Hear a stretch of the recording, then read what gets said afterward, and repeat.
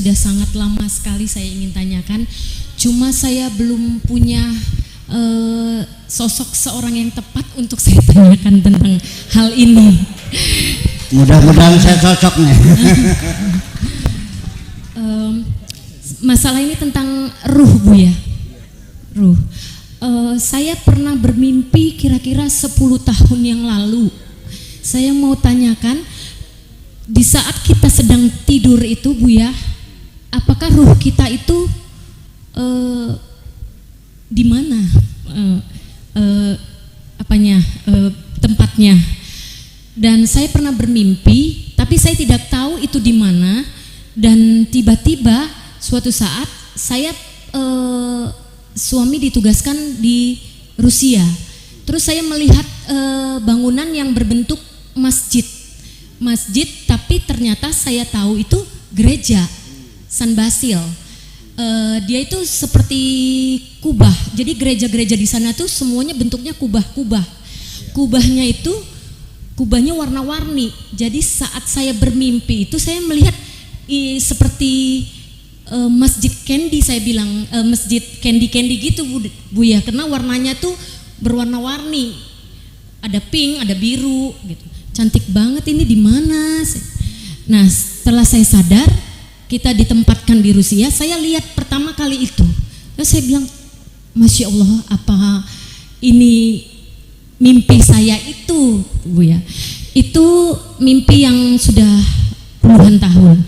Dan baru-baru ini izin Buya, saya juga bermimpi mimpi Buya ini.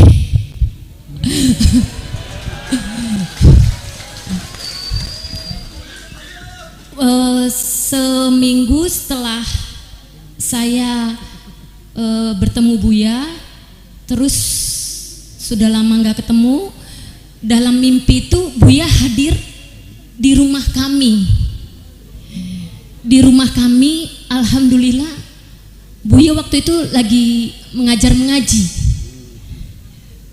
mengaji, dan pas waktu itu saya lihat waktu sholat, pas mau sholat itu saya lihat Buya lagi tidur, tapi pas saya lihat di mimbar itu ada yang menjadi imam Buya, terus saya cari Buya mana ya. Pas saya lihat lagi gini, Buya baru ada gitu, maksudnya di depan ada imam bersama Buya, tapi saya tidak melihat wajah dari imam itu, Buya. Ya, semoga penjelasannya Buya. Terima kasih Buya. Wassalamualaikum warahmatullahi wabarakatuh. Waalaikumsalam. Oke. Begini, tahun 68 saya orang yang pertama kali tidur di makamnya Kiai Hanan Babakan Ciwaringin, bapaknya Kiai Maktum, mungkin pernah dengar ya, yang terkenal konon di sana waliullah pada zamannya itu. Saya yang pertama kali tidur di situ. Saya mimpi di Masjid Al-Azhar. Di masjid itu ada orang sedang halakoh, ada pengajian.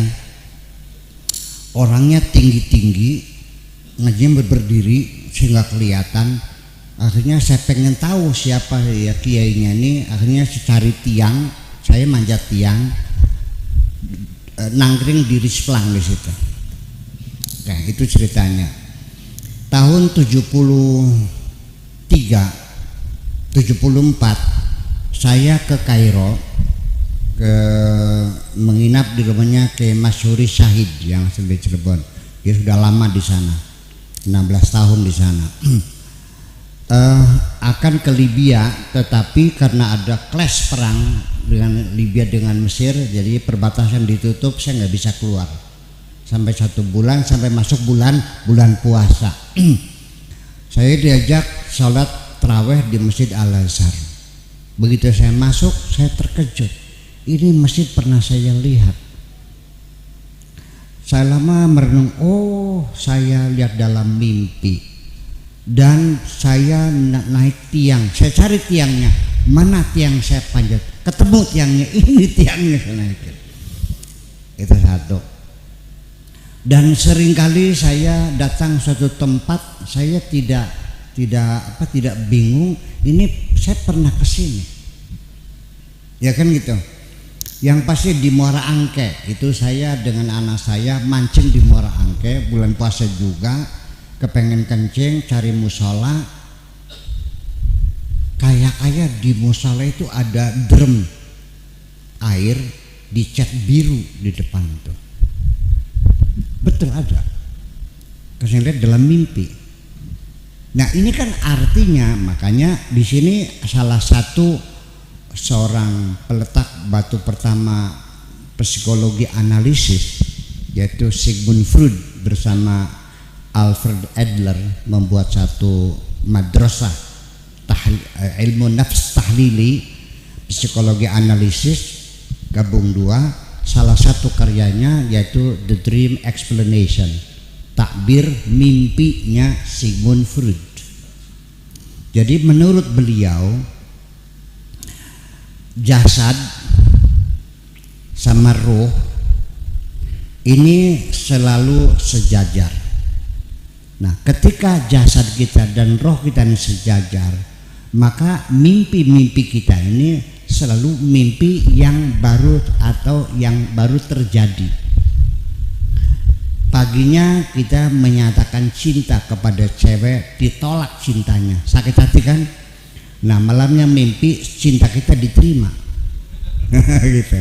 Itu Allah sangat kasih sayang sama kita supaya kita jangan stres, dikasih ngimpi plong dikit lagi tuh, bahkan bisa menciumnya lagi. Kayak gitu, seger kan? Gitu. Nah tetapi kadang-kadang ini jasad kita ke depan, roh kita ke belakang. Yang kita impikan adalah pada masa kanak-kanak kita. Waktu saya mencuri buah mangga sama orang, akhirnya saya dikejar-kejar, dilemparin potongan batu bata gitu ya, ingat gitu. Nah kadang-kadang rohnya lebih mendahului jasad kita. Disitulah kita melihat sesuatu yang jasad kita belum pernah melihatnya. Itu seperti itu. Nah kemudian mimpi sendiri juga bisa berupa sinyal-sinyal dan ada dua, termasuk ru'yah juga, itu seperempat wahyu juga sebetulnya mah. Jadi para nabi juga banyak yang wahyunya berdasarkan mimpi juga. Tetapi mimpi itu sendiri itu biasanya yang bermakna itu adalah mimpi yang waktu kita tidurnya di malam hari dan terjadinya itu setelah jam 12 malam. Kemudian yang ketiga yaitu mimpi itu lama menempel dalam ingatan kita. Itu yang ada maknanya, dan biasanya itu hanya sinyal-sinyal. Saya mimpi di masjid Mbah Kusangkan di Cirebon di sana, di Talun di sana. Mimpinya itu saya dikasih peci oleh Sunan Gunung Jati, dikasih peci. Cuman pecinya itu peci saten yang dulu bisa dilipat-lipat tuh, dikantongin tuh dulu tuh, masih enggak. Peci saten tuh, saten itu sudah lusuh, udah dapatnya sudah busuk lah, udah jelek, bekas gitu, bekas. Saya bilang ngapain tapi jelek itu? Enggak, kalau yang baru boleh ada, ya udah deh gitu. Saya dalam keadaan tidur tidak, melek juga tidak. Tapi jam 1:30 saya lihat jam 1:30. Kemit yang ngobrol di samping saya terdengar dan saya duduk di pintu masjid itu sendiri. Dan itu saya Syarif datang sambil dengan beberapa menteri agama datang, akhirnya kasih topi yang baru. Akhirnya saya tangkap memang enggak karena sih, tapi saya terbangun ya Allah. Datang ke Ki Maktum, saya minta coba pinjam Takbirul Manam Ibnu Sirin, kitab Takbir Manam karangan Ibnu Sirin. Saya buka kolan suah peci. Mimpi bikin peci maknanya begini, mimpi melihat peci maknanya begini, mimpi pakai peci, pecinya jatuh, mimpi ada orang ngasih naruh peci, mimpi ada orang kehilangan peci, mimpi sampai akhirnya dapat peci baru dan dapat peci lama. Dapat peci lama artinya saya nanti akan meneruskan karya-karyanya orang lain, meneruskan pondok pesantrennya kiai besar zaman dulu. Karena ininya pecinya baru, maka saya harus membuat pesantren baru dari nol. Betul nggak? Nah sekarang itu di sawah itu dulunya tempatnya perempuan, ya gitulah. Ya, baru dari tata ruka awal. Karena dulu saya menolak peci yang lama. Itu maknanya ada artinya semuanya. Nah itu antara roh dan jasad. Yang penting roh selalu ada dengan jasad, sekalipun dia tidur ataupun terjaga, tetap statusnya masih hidup statusnya. Hanya ketika itu organ tubuh kita dalam keadaan tidak berfungsi, maka kita dalam alam bawah sadar kita. Nah roh itu sendiri, banyak orang belajar roh. Boleh enggak? Boleh. Allah tidak melarang. Allah hanya mengatakan yas'alunaka 'anir ruh ulir ruhu min amri rabbi. Mereka bertanya kepadamu tentang roh, katakan roh itu urusan Tuhanmu. Ini bukan berarti dilarang, tetapi di penghujungnya kita tidak akan bisa mengambil kesimpulan terakhir hakikat roh itu apa. Di Moskow dulu, di Rusia, ada eksperimen orang lagi nazar, dimasukkan ke dalam peti kaca yang tebalnya itu 3 cm lah kacanya ini. Lagi nazar, masukkan, ditutup rapat, meledak kaca itu. Ya, berarti ada sesuatu yang keluar begitu. Jadi artinya bahwa roh itu sendiri, yang dimaksud roh itu di dalam tubuh kita ini ada roh kebinatangan dan ada roh kemanusiaan. Ceritanya adalah Gus Dur, teman saya tuh datang ke Tunis dan saya mengantarkan beliau dengan seorang mufti yang ada di Tunisia. Di Tunis itu negara Islam yang memperbolehkan aborsi. Aborsi itu boleh asal syaratnya belum 4 bulan, ya. Dan umurnya perempuan sudah di atas 40. Kalau belum 40 nggak boleh diaborsi, dimandulkan nggak boleh. Nah, untuk menjaga yang penting jangan sampai 4 bulan.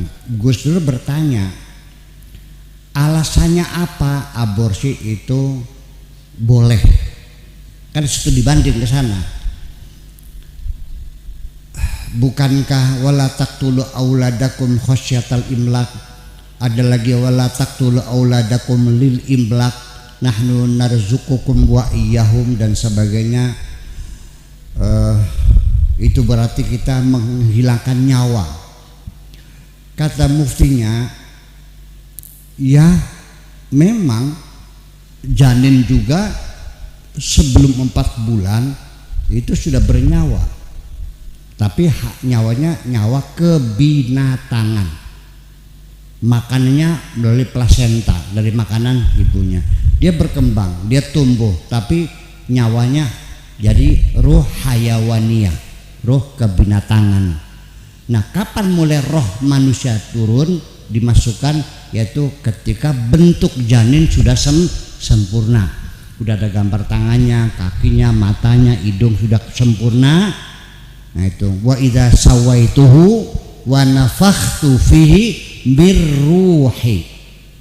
Setelah bentuknya sempurna, wa nafakhtu fihi mirruhi, dan kutiupkan ke dalamnya dari rohku, faqa'u lahu sajidin. Allah perintahkan kepada malaikat untuk bersujud, artinya untuk membantu manusia. Baru roh manusia itu setelah ditiupkan, yaitu ketika sudah 4 bulan. Nah, roh ini sampai sekarang tetap menjadi rahasia. rahasia Allah. Yang jelas beginilah, sementara ini kita merasanya bisa. Saya ingin minum susu, ini kopi, ini susu. Hati saya mengatakan ingin minum susu. Lalu hati saya kirim sinyal ke otak saya meregulasi, memerintahkan tangan saya untuk menjulur. Lalu disuruh ngangkat, lalu disuruh dekatkan ke mulut, lalu bibir saya pun terbuka, lalu menghisap. Setelah itu taruh lagi. HP, pengen telepon Pak Rahmat, nomornya dicari. Selama ini kita beranggapan bahwa kita bisa berbuat, betul nggak? Kita bisa ngangkat HP, saya bisa ngelempar HP, saya bisa minum, saya bisa duduk, semuanya bisa. Itulah manusia dalam ketidaksadarannya dikiranya aku bisa, aku punya sesuatu, aku bisa berbuat apa saja. Nah, itulah makanya paling sulit orang untuk meyakinkan ada qada dan qadar Allah, paling sulit sekali. Karena manusia merasa aku bisa kok. Oke. Nah, sekarang ada kereta listrik ya. Listrik di atas tuh. Apa namanya itu? MRT. Oke. Komando dari pusat, kecepatan naikkan 120 kilo. Oke bos, diinjek gas.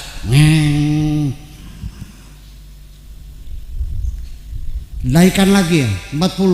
Kira-kira sampai gondang dia jam 11. Oke bos, ini lagi. Sampai di suatu tempat turunkan dulu karena tutupan pintu belum rapat. Tahan dulu. Oke bos, direm. Selama ini masinis itu beranggapan bisa mempercepat, bisa memperlambat kereta api. Betul nggak? Suatu ketika listriknya mati, sok diinjak, larilah. Kenapa? Karena nggak ada arus. Sudah, kita mah nggak usah mikir jauh-jauh. Berarti roh itu kayak arus listrik, semuanya terkendali oleh Allah Subhanahu. Saya kira begitu aja dah. Setuju nggak kira-kira? Oke.